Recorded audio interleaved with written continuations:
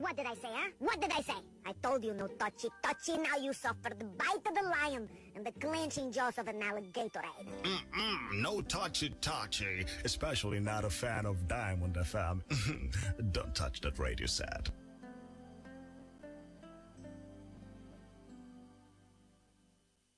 You cannot control me. You cannot. Okay. You can have a little control, but I'm still in charge. I can attack any minute, but you can control for like a second. Oh, that's nice. That's really a spot right there. We know exactly how that feels at Diamond FM. With good conversations, music, and top entertainment that touches your soul. It's radio like no other. Diamond FM, shining supreme.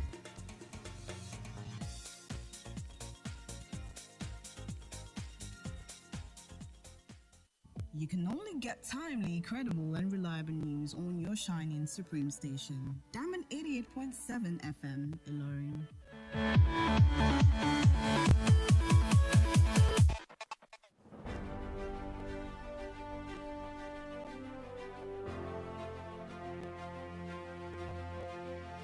From the news desk of Diamond 88.7 FM, Iroyin, this is News on the Hour.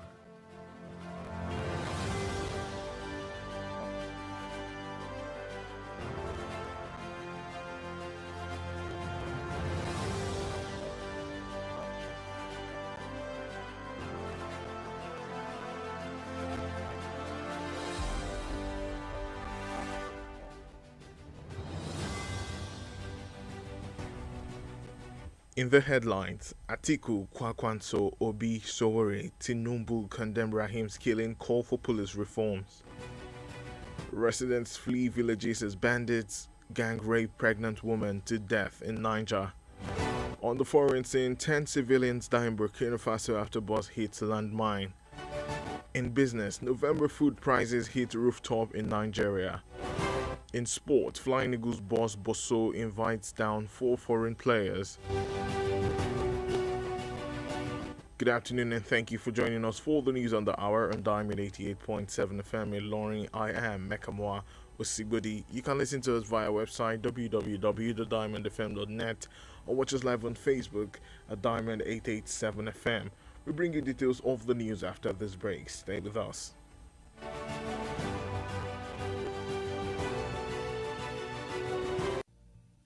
Monkeypox is an illness caused by the monkeypox virus, and it has been detected in Nigeria. It can be spread from person to person through direct contact with body fluids of infected persons or animals. Symptoms of monkeypox includes rash, fever, low energy, muscle ache, and so on.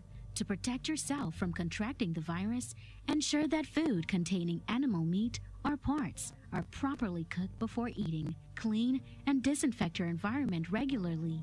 Limit close contact with infected people. Your good health is important to us. This message is from Diamond 88.7 FM, Iroyin.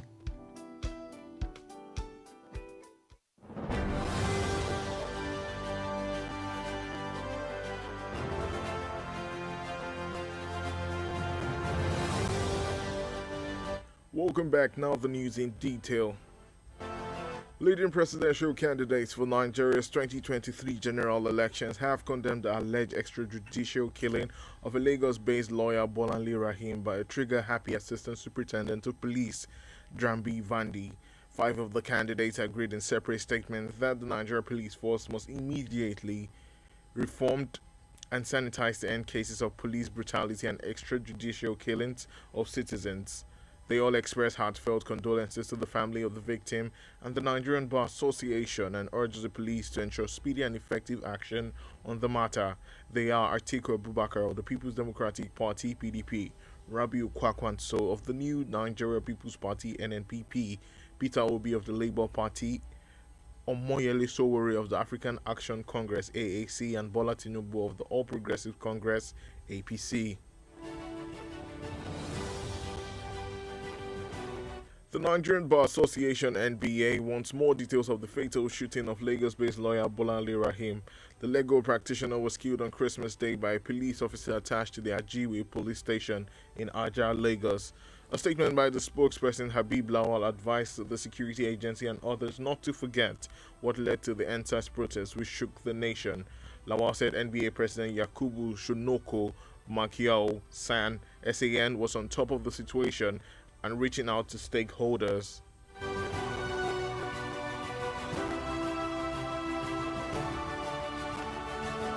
A public affairs analyst who is also a social commentator has described the death of Mrs. Omobolanle Abdurrahim, a lawyer that was killed by the policemen in Lagos, as an unfortunate incident that could be avoided. The commentator, Dr. Suleiman Hafiz Tosin, stated this in an exclusive interview with our correspondent, Mahmoud Lawal. A very sad event and a very avoidable one for that matter, and it's bring in focus again and the people we have asked to protect us, and it shows us that a lot still needs to be done about the security situation in this country.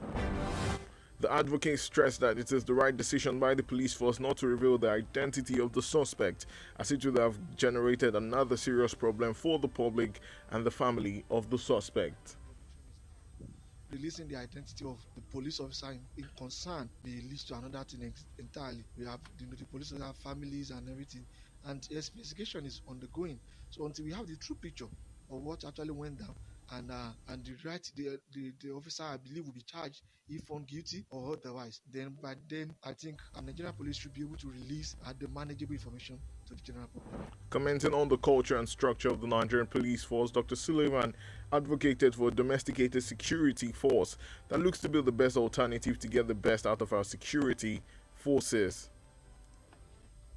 For a domesticated police system, I'm talking about bringing police down to the grassroots. Less policing, move down to the community. We are talking about recruiting people from the community to secure the community and for the community. I'm talking about the police officers that we all know, not asking somebody from somewhere to secure us. You understand? You will not know the terrain, the people, or the custom. But we are talking about following the standard ways policing is done across the world, whereby those who will secure a community will be people from that community, people we are familiar with, people we may even be able to identify with them, people we have spent our childhood with, or that we know things about them and the family, not a stranger to secure us. The late Mrs. Omobolanle Abdurrahim was killed on December 25, Christmas, in front of her family, with some reports saying she was pregnant.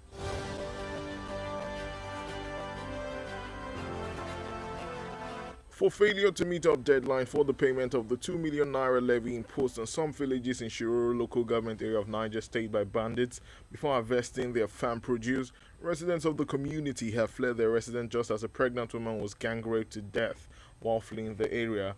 Her 3 children were also unlucky as they were marched into the bush along with several other villagers abducted by the bandits. All steps taken by the villagers to raise the amount failed and therefore resorted to fleeing their ancestral homes to avoid being attacked by the bandits. Unknown to the villagers, some informants within the villages had informed the bandits that the villagers were planning to flee the area and decided to lay ambush for them. The police are yet to comment on the incident. Down to Lagos State. The Lagos State government yesterday shut the kiddies section of Wonderland Lagos after a phone seeker was electrocuted at the event venue. The Director General of the Lagos State Safety Commission, Lanre Mojola, said in a statement that the intervention has become imperative to prevent further exposure of attendees, particularly kids, at the venue to prevent accidents that can lead to injuries and fatalities. He disclosed that the event venue owner, Ezekiel Adamu, had refused to implement safety measures prescribed by the Commission despite several meetings at the onset of the project following an initial safety inspection exercise carried out on the venue. Bojola further sounded a note of warning to facilities in Lagos that are not in compliance with the state safety guidelines on events and urged residents to socialize responsibly.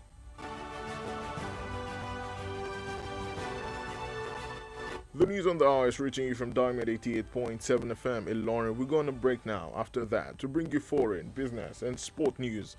Do stay with us.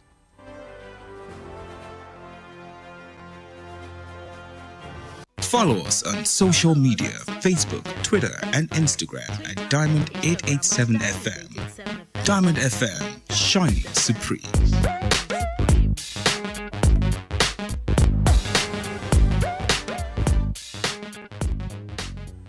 Welcome back from the break. You're still listening to the news on the hour, reaching you from Diamond 88.7 FM in Ilorin. Now we move on with the rest of the stories. On the foreign scene, 10 people have been killed and several injured when their bus hit a roadside bomb in eastern Burkina Faso, the country's government said. The bus was traveling from the market town of Fada Ngoma, about 220 kilometers, that's 136 miles, from the capital Ouagadougou, to the border town of Kantashari, near neighboring Niger. Colonel Hubert Yamelgo, the regional governor, in a statement said the vehicle was traveling near the village of Boogui on Sunday afternoon when it hit a mine. Yamelgo stressed that the injured were taken to the hospital in Fada Ngoma, the main town in the east, and the rest of the passengers on the bus disappeared. The government is restoring security to the area and trying to locate the missing passengers.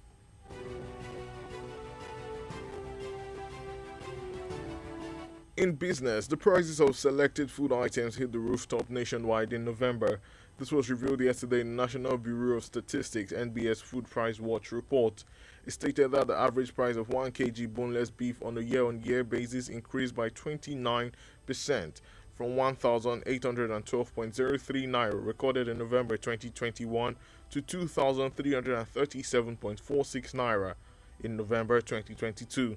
The prices of beef, rice, tomatoes, brown beans, vegetable oil, cassava flour have continued to rise respectively. Nigerians continue to feel the heat of the food prices increase without a commensurate income increase.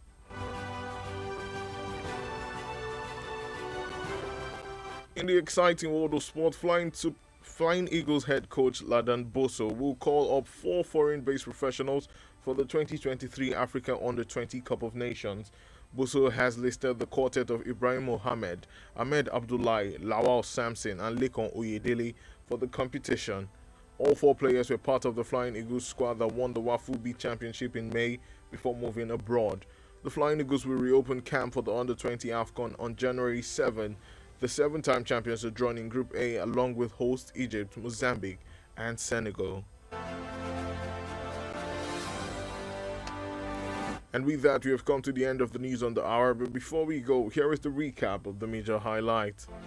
Atiku, Kwakwanso, Obi, Showore, Tinubu condemn Rahim's killing, call for police reforms. Residents flee villages as bandits gang rape pregnant woman to death in Niger.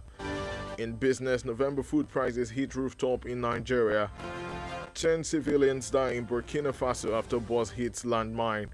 In the exciting world of sport, Flying Eagles boss Boso invites down 4 foreign players. Did you know the oldest cat in the world, Cream Puff, was 38 years old? Diamond FM says nothing brings more peace to the world than spreading the words of love and acting on them. Love people around you and look over them. We are humans and loving. For news coverage or information about happenings around you, kindly contact Diamond FM newsroom number on 0916 062 7526. That's 0916 062 7526. The news on the hour was edited by Mukhtar Ajelo, was edited by Mahmoud Lawal. My name is Mekamua Osigbodi. Thank you for listening to your shining supreme station.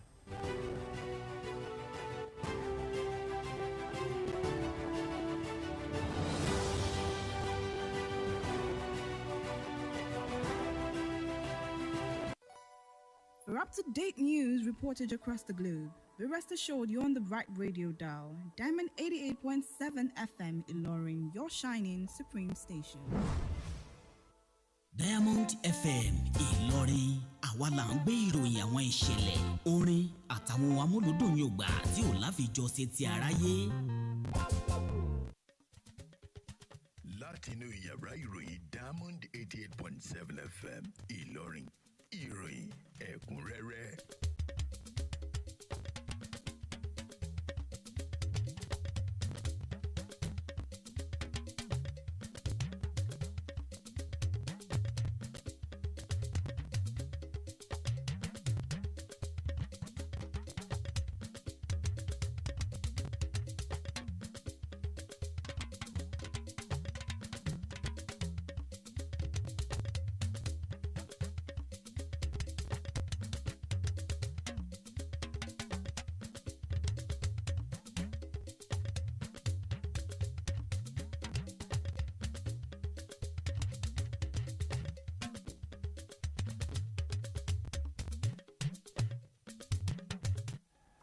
ẹ káàsán àsìkò pọ̀pọ̀ sísìn ọdún ṣáájú ẹgbẹ́ àwọn kókó tó wà nínú àkójọpọ̀ ìròyìn ilé wa tòní.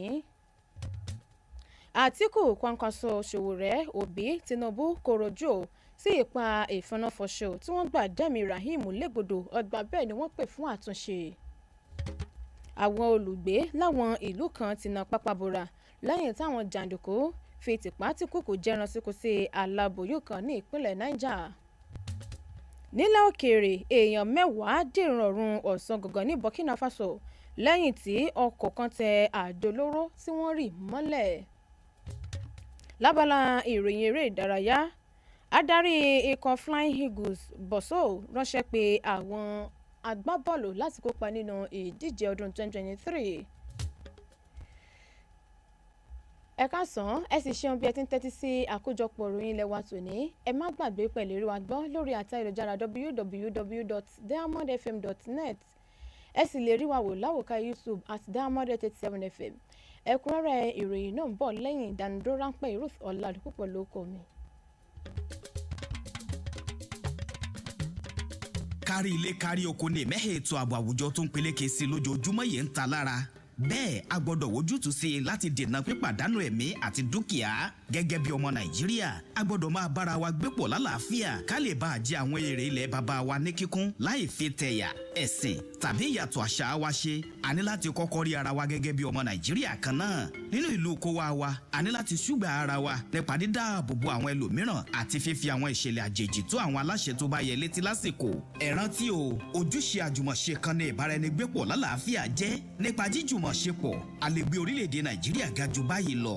Ọ̀rọ̀ ìmọ̀ràn yìí wá láti iléeṣẹ́ rédíò Diamond 88.7 FM. Ènìyàn mi lẹ jẹ́.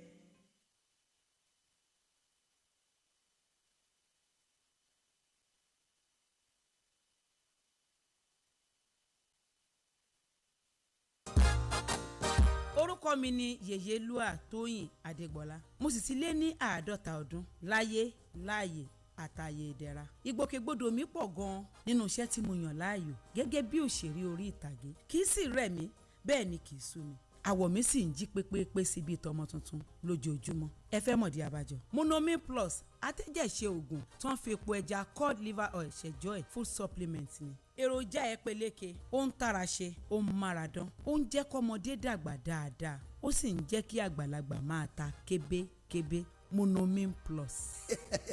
Monomin Plus fún èròjà tó ń tún inú ara ṣe lẹ́yìn ìwádìí ìmọ̀ ìjìnlẹ̀. A tún fi èròjà cod liver oil epo ẹja sí i ló fi wá di oògùn méjì tá a papọ̀ sínú ẹyọ kan ṣoṣo. La fi ń pè é ní Monomin Plus. Iléeṣẹ́ Tuyi Pharmaceutical Industries Limited. Àwọn tó lórúkọ tó ṣe gbẹ́kẹ̀lé níbi kápò oògùn òyìnbó ló ṣe é. Monomin Plus.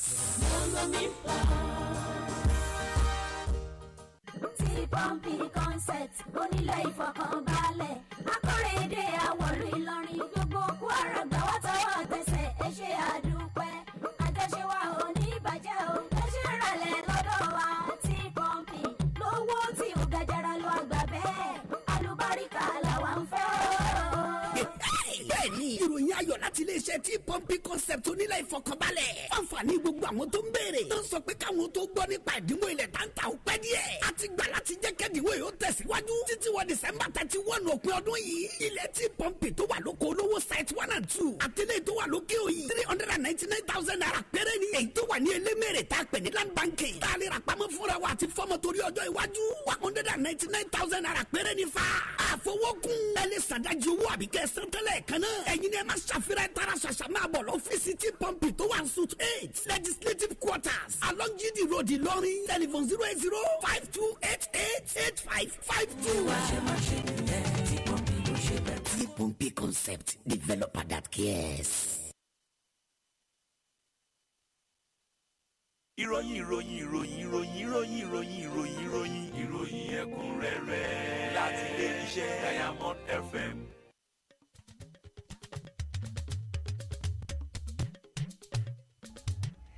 Ẹ káàbọ̀ padà ìròyìn ọ̀rẹ́ lẹ́kùnrẹ́rẹ́. Àwọn olùdíje sí iléeṣẹ́ ààrẹ ilẹ̀ yìí tọdún 2023 tí wọ́n lé ọwọ́ iwájú ti bẹnu àtẹ́lù ọ̀nà èyí tí olùrànlọ́wọ́ ọ̀gá àgbà ọlọ́pàá kan tí orúkọ rẹ̀ ń jẹ́ Drambi Vandi gbà dẹ́mi agbẹjọ́rò Ọmọbọ́láńlé Rahim légbodò lẹ́yìn tó jẹun yó tán nínú àtẹ̀jáde 5 ọ̀tọ̀ọ̀tọ̀ èyí táwọn olùdíje ọ̀hún fi síta ó ní wọ́n ti sojú abẹ́ǹkò wípé iléeṣẹ́ ọlọ́pàá ilẹ̀ yìí ó gbọ́dọ̀ ṣe àfọ̀mọ́ àti àwòtán àwọn ọlọ́pàá tó fi mọ́ àwọn kùdìẹ̀kudiẹ tó ń bẹ ní ẹ̀ka ètò ààbò wa lórí òfin kò sẹ́ni tí ó mú mi tàbí tí yóò yẹ̀ mí lọ́wọ́ wò èyí tí àwọn ọlọ́pàá mọ́ ń lò. Ìròyìn ìbánikẹ́dùn náà ó ní àwọn olùdíje sí iléeṣẹ́ ààrẹ ilẹ̀ yìí fi sọwọ́ ò sáwọn mọ̀lẹ́bí Ọmọbọ́láńlé Rahim ẹgbẹ́ àwọn amòfin tí wọ́n sì pè fún ìdájọ́ òdodo láì fi àkókò ṣòfò.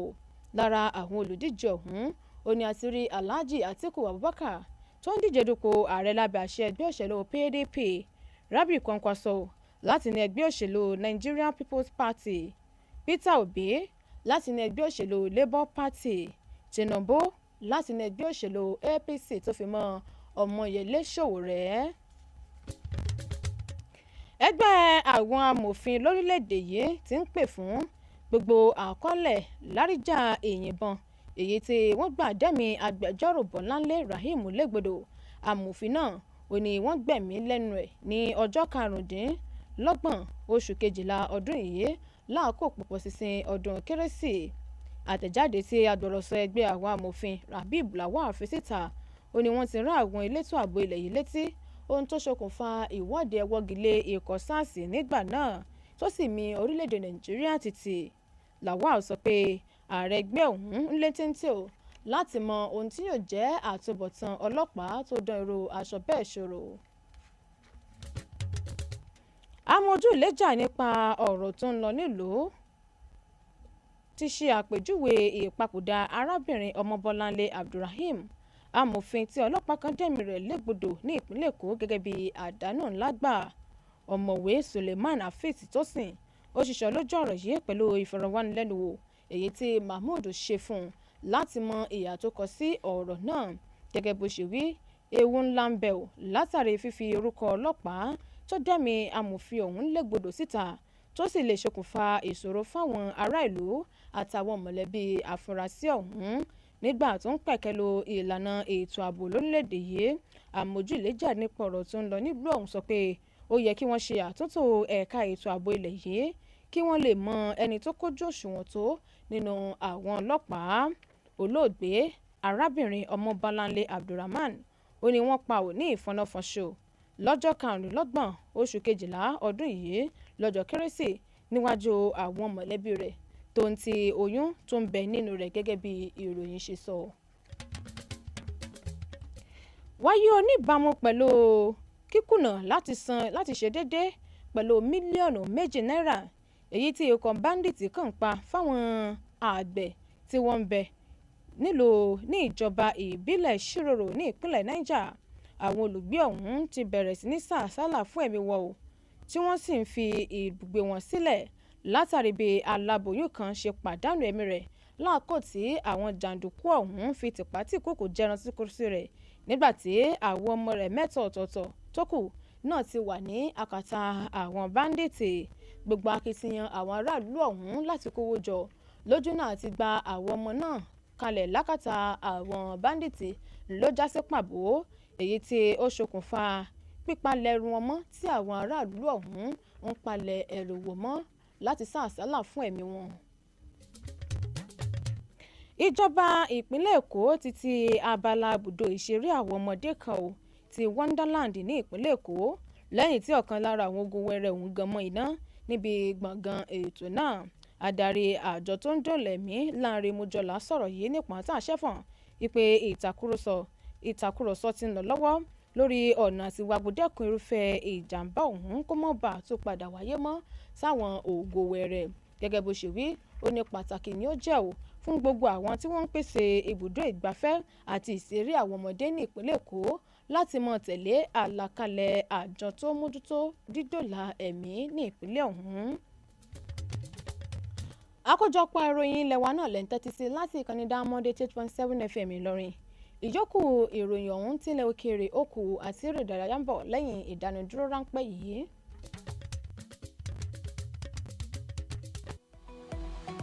Ẹ darapọ̀ mọ́ wa ní ìtàkùn káyélujára wa ìtàkùn ìbádọ́rẹ̀ẹ́ Facebook ìtàkùn abẹ́yẹfò Twitter àti Instagram lórí Diamond 887 FM. Diamond FM, shining supreme.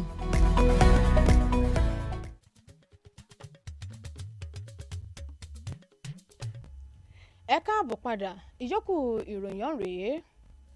Nílẹ̀ òkèèrè èèyàn 10 ni wọ́n dèrò ọ̀run àròmọbọ̀ o táwọn míín sì fara káásá láàkó tí ọkọ̀ ńlá kan tó tẹ àdó olóró tí wọ́n rì sínú ilẹ̀ mọ́lẹ̀ lẹ́bàá ojú pópó ní Burkina Faso. Ọkọ̀ ọ̀hún ò ní ó ń rin ìrìn àjò láti ọjà kan tó wà nílùú Fadangoma tó jẹ́ 100 kìlómítà lọ sí ẹnubodè Kanchari tó mú létí Niger. Nínú àtẹ̀jáde tán fi síta, adarí ìlú ọ̀hún tó fi àtẹ̀jáde síta sọ di mímọ̀ wípé àwọn tí wọ́n fara káásá ń bẹ ní ilé ìwòsàn níbi tí wọ́n ti ń gba ìtọ́jú. Lábala ìròyìn okòwò fún tọ̀sán òní, oye tí wọ́n ń ta àwo oúnjẹ ló tún gbẹnu sókè sí o lọ́jà àgbáyé pàápàá lórílẹ̀‐èdè wa Nàìjíríà nínú oṣù kọkànlá ọdún yìí. Èyí jẹ́ nínú àtẹ̀jáde tí àjọ tó ń ṣe àkọọ́lẹ̀ fi síta nípa owó orí oúnjẹ. Wọ́n sọ di mímọ̀ pé òdiwọ̀n kílò ẹran tí ò légun rárá ti gbẹnu sókè sí ní gbogbo ọdọọdún tó ń gorí ọdún pẹ̀lú ìdá 19 láti ẹgbẹ̀rún 2.2 náírà tó wà láàkọọ́lẹ̀ lóṣù kọkànlá ọdún 2021 sí ẹgbẹ̀rún 2.5 náírà lóṣù kọkànlá ọdún 2022. Bákan náà ìròyìn sísọ lójú ẹ̀ o ìpè owó orí tòmẹ́tò, ìrẹsì, ẹ̀wà pupa, òróró, èlùbọ́ láfún àtàwọn oúnjẹ míì ó ṣeéṣe kó tún gbẹnu sókè sí pẹ̀lú bí nǹkan ṣe ń lọ tí ó sì rọgbọ fún àwọn ará ìlú. Lábala ìròyìn eré ìdárayá, akọ́nimọ̀ọ́gbá ikọ̀ Flying Eagles Oladipupo ni yóò pe àwọn agbábọ́ọ̀lù ilẹ̀ òkèèrè kan láti kópa nínú ìdíje ilẹ̀ Áfíríkà ti ìgbà ife ilẹ̀ Áfíríkà tọdún 2023 èyí tí àwọn òjòwẹ́wẹ́ tí ọjọ́ orí wọn kò ju ẹni 20 ọdún lọ yóò gbà á. Boso ó kéde orúkọ àwọn agbábọ́ọ̀lù ọ̀hún nínú àtẹ̀jáde níbi tí ó ti tọ́ka sí Ibrahim Mohammed, Ahmed Abdullahi, Lawal Samson àti Lekan Oyedele láti kópa nínú ìdíje ọ̀hún. Àwọn agbábọ́ọ̀lù mẹ́rẹ̀ẹ̀rin náà tọ́ka síta ó ní wọ́n kẹsẹ̀ járí ò níbi ìdíje ìgbafẹ́ tó wáyé lóṣù karùn-ún kí wọ́n tó tọkọ́sọ́ sílẹ̀ òkèèrè. Àwọn ikọ̀ Flying Eagles náà yóò padà sí ìpàgọ́ wọn lọ́jọ́ 7 oṣù kìíní ọdún 2023. Kí n tó mú àkójọpọ̀ ìròyìn ilé wa tòní wá sópin, ẹgbẹ́ àwọn kókó tá mẹ́nubà lẹ́ẹ̀kan sí i. Àmọ́ àfihàn pé Àtíkù, Kwankwaso, Sowore, Obi, Tinubu kòròjú sí ipa ìfọnáfọnṣo èyí tí wọ́n gbà dẹ́mi Rahim légbodò ọgbà bẹ́ẹ̀ ni wọ́n pè fún àtúnṣe tó gbọgbọ́n. Àwọn olùgbé láwọn ìlú kan náà pápá bora o lẹ́yìn táwọn jàǹdùkú jẹran sóko sí aláboyún kan tẹ̀mí fi bọ́ lẹ́nu rẹ̀ ní ìpínlẹ̀ Niger. Nílẹ̀ òkèèrè àmọ́ àfihàn pé èèyàn 10 dèrò ọ̀run ọ̀sán gangan ní Burkina Faso lẹ́yìn tí ọkọ̀ tẹ àdó olóró tí wọ́n rì mọ́nú lẹ̀ mọ́lẹ̀. Lábala ìròyìn okòwò fútàn sóní, owó oúnjẹ gbówó lórí lórílẹ̀‐èdè Nàìjíríà nínú oṣù kọkànlá ọdún yìí. Lábala ìròyìn eré ìdárayá, adarí ikọ̀ Flying Eagles Boso ránṣẹ́ pé àwọn agbábọ́ọ̀lù 4 ọ̀tọ̀ọ̀tọ̀ láti ilẹ̀ òkèèrè. Ká tó mọ lọ, ẹgbẹ́ iṣẹ́ pàtàkì ta ní fún yín yìí. Ǹjẹ́ ẹ mọ̀ pé olóńgbò tó pẹ́ jù láyé lágbàláyé ò ní Krempov tó ti lo ọdún 38. Iléeṣẹ́ Diamond sọ lónìí wípé kò sí ohun tó mú àlàáfíà wá sórílẹ̀-èdè tó ju pípolongo ọ̀rọ̀ ìfẹ́ kí èèyàn sì mọ mú lò nípa níní ìfẹ́ àwọn èèyàn tó bá yí èèyàn ká. Ẹ sì mọ gbé nínú àlàáfíà ká sì mọ ṣùgbọ́n àwọn tó kù díẹ̀ káàtó fún un. Bóyá ẹni ohunkóhun tẹ́fẹ̀ẹ́ tó wà létí nìkan nìyí ẹ pè sí ojú òpó tó lu já ẹ̀ka yàrá ìròyìn iléeṣẹ́ wa 09162 756026 lẹ́ẹ̀kan sí 09160627526. Mahmood Lawal ni olóòtú, Ruth Oladipupo ló kọ mi. Ẹ ṣeun bí ẹ ti ń tẹ́tí sí wa.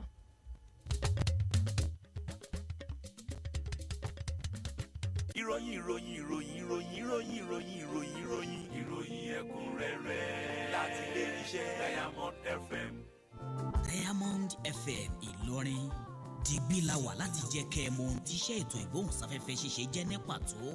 Ìran wa ni láti yí àwọn òkúta ìdènà tó bo àwùjọ lójú kúrò ká sì fi ojúlówó ìlànà tuntun lélẹ̀. Ìlépa wa láti ṣàṣeyọrí kò